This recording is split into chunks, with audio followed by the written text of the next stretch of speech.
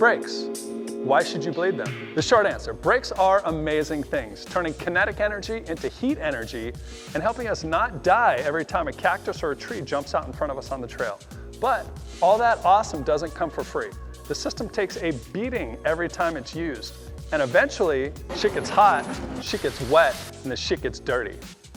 You know, it reminds me of that one time with Luce. The fluid can only take so much before it begins to fall apart and you get a soft, spongy pedal and eventually lose your brakes altogether. Replacing the brake fluid is the only way to solve this problem.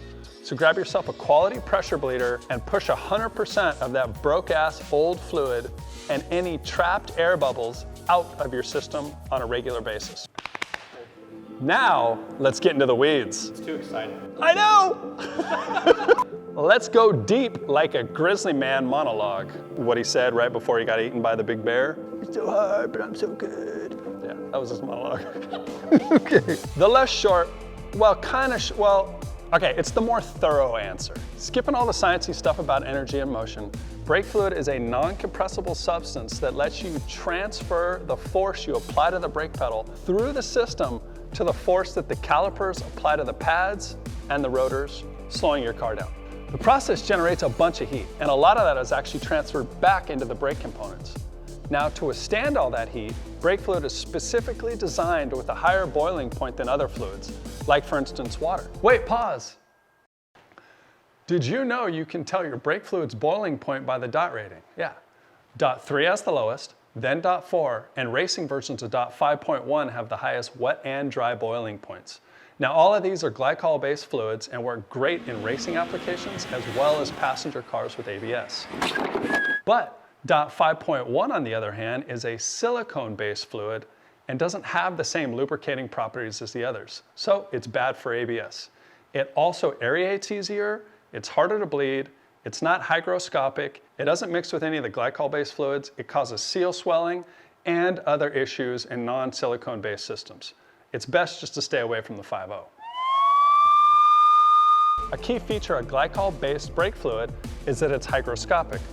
It's just a fancy way of saying it absorbs moisture, which is great because as water enters the system through the breather or other areas, the brake fluid can suck it up like a sponge, preventing the water from puddling in the system, causing rust or freezing in low temperatures, and it makes it harder for it to boil in high temps. But it can only do this for so long.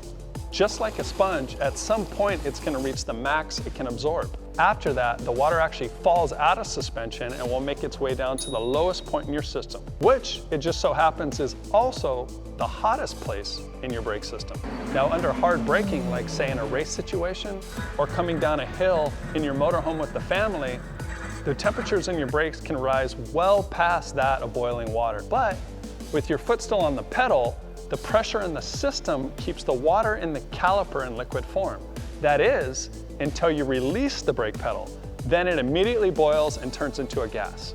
Now, did you know that water can expand by a factor of 1600 when changing from a liquid to a gas?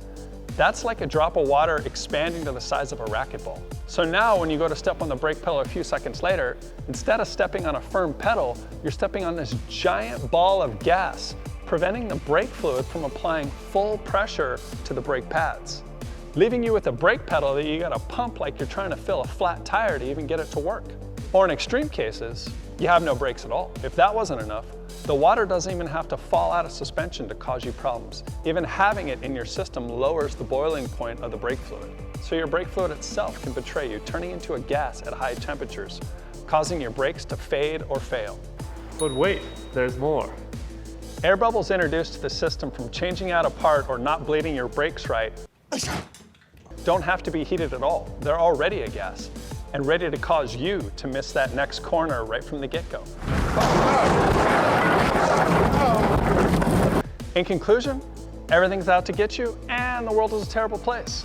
Nah, I'm just kidding. But moisture coupled with the chemical change the fluid experiences from heat, contaminants, and air bubbles will prevent your brakes from working like they should. The best way to combat all of these performance-robbing issues is by replacing your brake fluid on a regular basis with a pressure bleeder.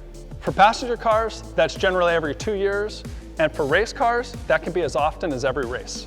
A general guideline for those addressing this for the first time is if your brake fluid is brown or black or really any color but like a clear yellowish gold, then you're definitely in need of a brake bleed. I hope this quick-ish tip helps you better understand why it's important to keep your brakes bled and your fluid fresh.